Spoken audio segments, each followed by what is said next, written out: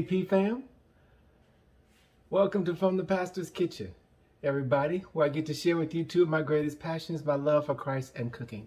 Hey, today I'm going to do shrimp bowls. I'm going to do 3 of them. I have all of the ingredients before me, really simple. Sometimes we make meals so difficult and they're very simple.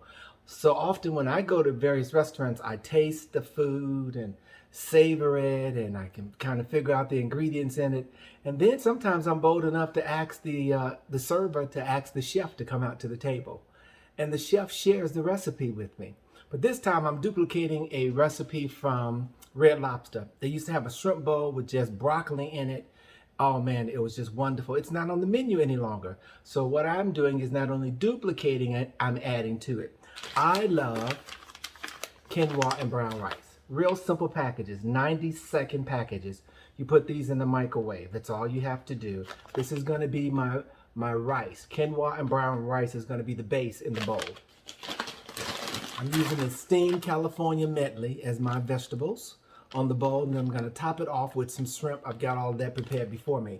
But this is going to go also in the microwave for about 4 to 5 minutes. I'm going to season it up, butter it up, and everything. That's it. I don't have to do anything to the brown rice and quinoa. And so while I'm working on my shrimp, I'm going to go ahead and pop these in the microwave. I've got my little skillet prepared with oil in it to fry my shrimp. Peeled, deveined, all of that. You want to make sure you peel and devein your shrimp. Devein your shrimp. Okay, that's the nasty part of the shrimp. You want to make sure that you take care of that. And so we're going to move forward. I'm going to go ahead and pop these in the microwave. All right, let's turn that way to the microwave. We're going over there. I'm going to put this in the microwave for 90 seconds. You take the bag, open it up slightly on the side like this, put it in the microwave for 90 seconds. One at a time. You can't put both of them in there. 90 seconds. Okay. It will cook for 90 seconds. Take it out. I'm going to put it in another bowl. I'm going to do the other bowl too. I'm going to do the other package. And I'll have 2 packages. And this is going to serve almost 4 people. I've done 1 package to serve 2 people when we had the shrimp bowl before, but it's 3 of us tonight for dinner. So I'm going to do 2 of these. I'm going to go ahead and pop this in the microwave next. On 4 to 5 minutes, we're going to go ahead next and start working on the shrimp. These will already be prepared for us. Won't take us long. I'm going to do Okay, P-Fam, I'm back. I have finished up the brown rice and quinoa. 90 seconds for each bag. Really simple. This is really delicious too. All right. And this is for the individual that would like to try quinoa. This is the best way to try it. I highly suggest it. These are my mixed vegetables. I've steamed them already. Got butter sitting on them. They're seasoned already. So now all we have to do is to fry the shrimp. That's the next thing that we're about to do. Now this dish only takes about 20 minutes, but because I'm doing it separately now for you to see it, it's going to take me a little bit longer. But if you're at home, you can multitask. Put it in the microwave, and then you can be frying the shrimp at the same time. That's usually what I do. Okay, let's go to the shrimp now. Okay, I'm back right quick with the shrimp. I've deveined 2 bags of shrimp. These are the extra large. They could be the jumbo shrimp that I've gotten. They were raw. They have not been pre-cooked. I try not to do the pre-cooked. I'm going to do something a little different with these shrimp this time. I'm going to go ahead and add a little bit of milk. My mother would do that sometimes when she was cooking shrimp. A little bit of milk on here. And an egg, which I've already scrambled down in here. Here's the shrimp. This is like a coating for the shrimp before I actually put the breading on. I always use Autry's seafood breading. It's one of my favorites. When you find something you like, you ought to stick to it. So I'm going to lightly season. You can check it out right now. Lightly season the shrimp because I have a little seasoning inside of the batter. And I'm liking this new crackling pepper. It's just more potent than anything when you're doing it. So I'm just putting it on my shrimp. I'm going to mix it around in there. And I'm going to put some Old Bay seasoning in here, just a little bit. A little bit of Old Bay seasoning in there. It's trying to get away from me, knowing that I'm going to use the last bit of it. But it can't escape me. I got it. Okay, that's enough right there. All right. Let's take it and toss it around on the shrimp, just to get the coating on it. Now, why am I doing that? So it sticks to the breading. It really does. It does very well and it sticks to the breading. And it has a little bit of seasoning on it as well. My mother used to always do she would sometimes just do eggs sometimes and put it on her meat that she was cooking, fried chicken too. Oh, buttermilk fried chicken is the best. If you have not tried it as well. I just haven't done it. Sometimes it's so messy, so I don't like to do it. All right, here we go with the shrimp. I'm gonna take this shrimp now. Let me shift this over. My skillet is pretty hot. I'm gonna make sure of that. I'm gonna go back to my skillet now. So when I'm done with this, I can just drop them right down in there. I'm gonna take a few of them. I'm gonna use this one hand and coat them well. Take your time and coat them so it gets all over the shrimp. Inside of it, under the part that's curled there. That makes it the best when you've taken your time to coat your food. So I'll take these off. Put them over there. Going to get my next batch right here. And I had to use this other hand because I do not want it to be sticky on that hand there. So I'm coating it, taking my time and coating it. This is the Archery seafood batter I'm using. Mix it a light golden brown. And I try to use a little bitty skillets now because when I start using my deep fryer, you got to use it often. Other than that, you just waste the oil. And I'm trying to get away from doing so much of the frying as well. So I'm coating this, but this just makes the meal though. This really does. Okay, I'm going to coat them all. And then we're going right over to the skillet. Little bitty round skillets. I have different kinds of skillets. The skillet that I'm using now is a California. It's one of their first styles that they made. They look sort of like a cast iron as well. They're extremely durable and there's a lifetime warranty on them. I have had them for 30 years now, okay? And they work. I have a small set and I have a big set as well. They were very expensive back in the day, and when I paid what I paid for them, people were like, "You paid that much for your pots and pans?" I said, "Well, people pay that much for shoes and everything else, and you're walking on those. I'm using these for 30 years. How many shoes did you know that you're going to walk on the bottom of them for 30 years? Okay. All right, different things for different folks. So I'm going to clean my hands off. We're going to get ready to put those in the skillet. These are the shrimp. We're getting ready to drop them in the oil one at a time. Here we go. Yeah, there we go. Don't put too many in the skillet when it's a smaller skillet as well. You decrease the heating of it. Don't want to do that. I'll drop like 2 more on the sides here and I'm done. All right. While those are cooking, I'm going to go ahead and batter up the other ones. Let those cook while you're giving attention to that. Okay, let's check them out. Still need to fry a little bit more. They're lightly golden. I want them a little bit browner. They don't take long to cook at all. Got the fire up on high. I don't want them burnt at all. They look really good.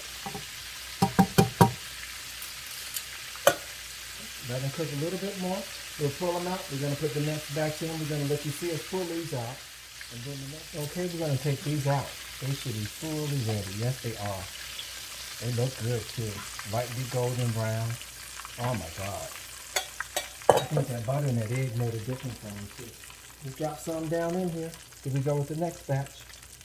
1, 2, 3.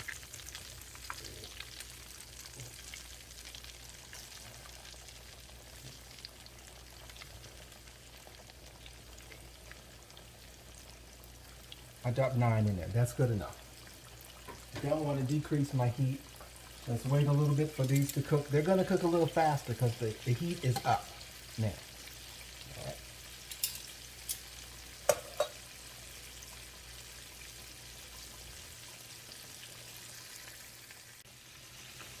Okay, P-Family, that last batch is cooking. I want to share with you a thought. And I want to ask you a question first. What is the shortest verse in the Bible? Do you know? Go ahead and put it in the comments for me. What's the shortest verse? The shortest verse in the Bible is Jesus wept. It's in the Bible 3 times. It's in there on purpose for us to understand the life of Jesus. Nearing the end of his life, he weeps And he helps us to know that he's touched by the feeling of our infirmity. Just as we go through moments when we weep about something and we want it to pass over. It's an incredible moment for him.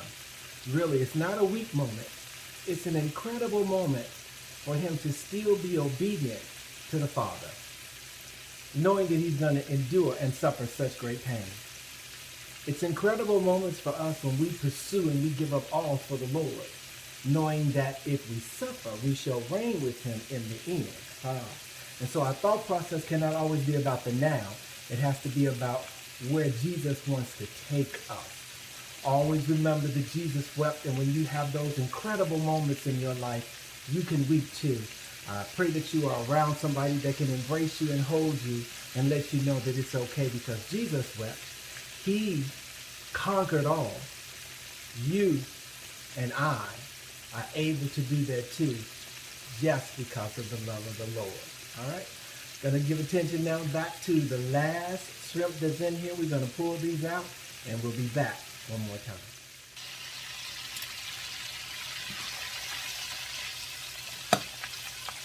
I love how they're looking, coming through so well.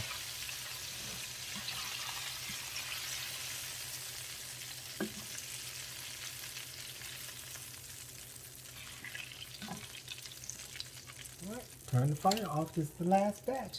We are preparing ourselves now for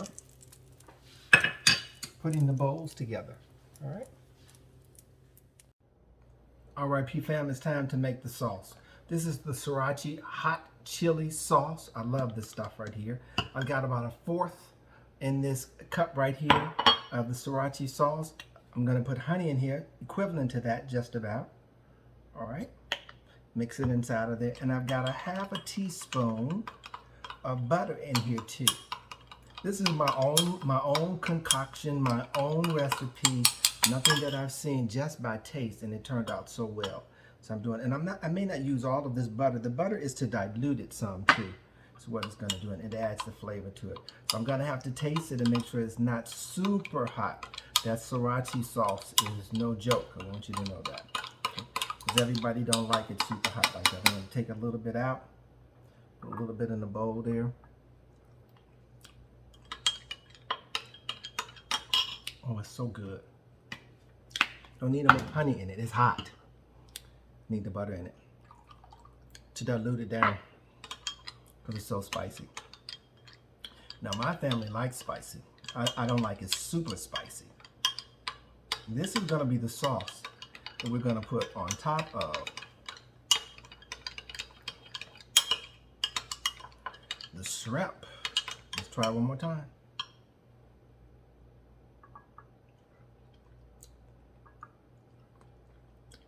I've diluted it. It is the butter that dilutes it, so you'll know it. Do a little bit more, so it's not super hot. This is 1/2 of a stick of butter. Put the whole 1/2 stick of butter in there. I got 1/4 of the hot Sriracha sauce in there, and I also have the honey in there. I think this is just fine, just like that. All right, we're gonna move those out of the way. Let's get ready to bowl these now. Here we go. Got the rice, I got the veggies, and I got the shrimp. I'm gonna take the rice, put it in a bowl.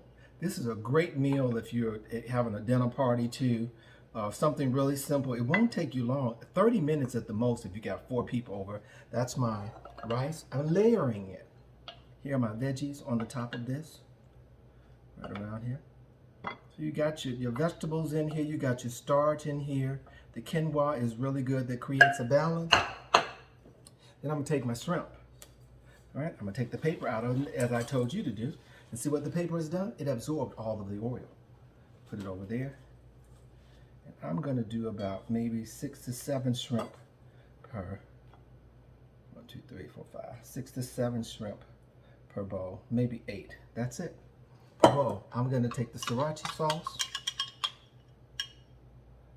and add across the top of it. You see how I'm doing that? Yeah. I'm putting a little bit on the veggies too as well, but mostly on the shrimp.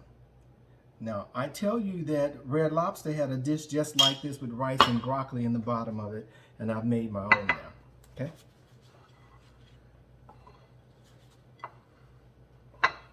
This is my famous shrimp bowl, as you can see, all right? The final presentation of the shrimp bowl.